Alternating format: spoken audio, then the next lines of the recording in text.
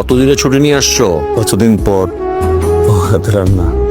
তুমি ছুটি নিয়ে আসছো কয়দিনের? আব্বা ছুটি পাই নাই, অনেক দেখতে ইচ্ছা করতেছিল তোমাদের, তাই শুনলাম মার শরীরটা ভালো না, চলে আসছি। আচ্ছা আচ্ছা।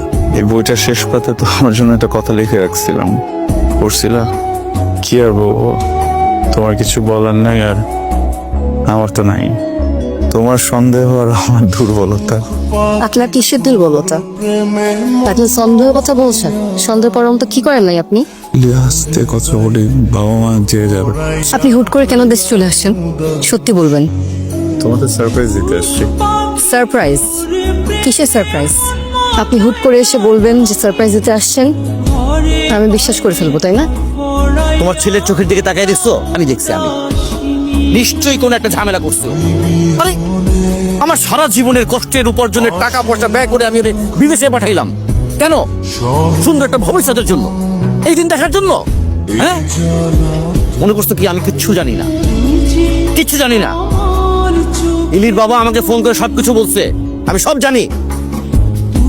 ওরে জিজ্ঞেস করো কেন করলো, ওরে জিজ্ঞেস করো। ছেলেটা মাত্র দেশে আসছে, ওকে কতদিন ঘুরতে দাও, বেড়াতে দাও, তারপরে না হয় জিজ্ঞেস করা যাবে। এখনই কেন জিজ্ঞেস করতে হবে? জানো, একা একা চাঁদ দেখায় কোনো আরাম নাই, চাঁদ সবসময় সঙ্গীকে নিয়ে দেখতে হয়। আমি এখানে চাঁদ দেখতে আসিনি, আপনি কথা বলতে ডেকেছেন তাই এসেছি। এই চাঁদ দেখতেই আসছি।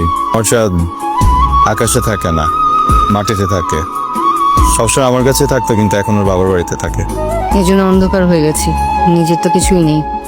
আমি জানি না আমি তোকে কি বলবো, ওদের স্বামী স্ত্রীর ব্যাপার আমি জানতেও চাই না।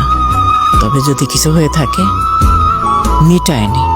তুই দেশে আসছিস দেখে না খুব শান্তি লাগতেছে। আর যদি কিছু হয়েও থাকে তুই আমারে বলতে পারিস। মা, কিছুই হয় নাই। আর ইলির সাথে সব ঠিকঠাক আছে মা। মা, আমি আর দুবাই ফেরত যাবো না ভাবতেছি। কি বলতেছিস তুই? ফেরত যাবি না মানে? আমার কথা না হয় পা দিয়ে দিলাম, তোর আব্বা কত কষ্ট করে তোরে বিদেশ পাঠাইছে। মা, বিদেশটা না শুনতেই ভালো লাগে, তবে অনেক ভয়ঙ্কর। ফাটায় জ্বর আসলেও মাথায় হাত দেওয়ার মতো কেউ এখানে থাকে না। আমি আর ভিতরে যাবো না মা। বাহ বাহ বাহ বাহ, ভালোই তো শুনলাম সবকিছু। আমি জীবনে ওর জন্য কি করতে পারছি না পারছি সেটা আমি জানি না, কিন্তু যেটুকু করছি সেটুকু করতে সারাটা জীবন আমার যুদ্ধ করতে হয়েছে নিজের সাথে। আমি তো এমন দায়িত্বহীন ছেলের জন্য যুদ্ধ করিনি সারা জীবন। আমার জীবনের সর্বস্ব দিয়ে আমি ওরে দুবাই পাঠিয়েছি। আরে তুই কার সাথে কথা বলতেছি?